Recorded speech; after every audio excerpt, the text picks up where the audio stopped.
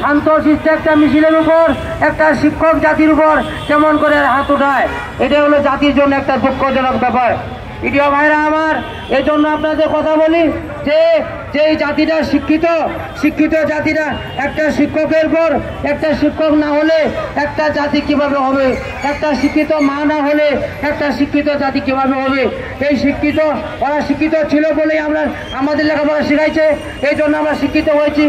আর এই জাতিটার মধ্যে যদি আমাদের এইরকম মাদ্রাসা শিক্ষা চালু না থাকে, আগামীতে ইসলাম নষ্ট হয়ে যাবে। আগামীতে কি হবে? ইসলামী শিক্ষাটা নষ্ট হয়ে যাবে। বাংলা শিক্ষা চলছে, আবার প্রাইমারি চলছে, সরকারিভাবে চলছে, ওদের বেতনের বেলায় কোনো গাফলাতি নাই। কিন্তু আমাদের বেলায় ওই 18 সালে থাকলাম, 23 দিন টাকায় পড়ে থাকলাম, পেশকারে পড়ে থাকলাম, কোনোদিন কেউ আসলো না। বেতন দিবে কি দিবে না এরকম কোনো চিন্তা ভাবনা তাদের ছিল না। এখন বর্তমান আজ দিয়ে মোট 9 দিন হয়ে গেল, এ পর্যন্ত সরকারি কোনো দপ্তর থেকে কোনো মানুষ রাস্তায় আমরা প্রত্যেকে বসে যাই। সম্মানিত শিক্ষক কিন্তু আমরা সকলে বসে যাই। এখন লাইভ হবে, সকলে বসে যায়, জাজি স্থানে বসে যাই। এখন লাইভ শুরু হবে, আমরা যেখানে আছি প্রত্যেকে বসে যাই।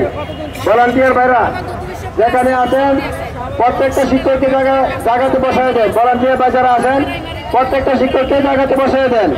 আমরা যেখানে রাস্তায় আছি, আমি স্বতন্ত্র শিক্ষক ভাইদেরকে উদ্দেশ্য করে বলছি, আমরা কেউ রাস্তায় দাঁড়ায় থাকবো না, আমরা প্রত্যেকেই নিজ নিজ জায়গায় বসে যাব। এখন লাইভ শুরু হবে, আমরা নিজ নিজ জায়গায় বসে যাব।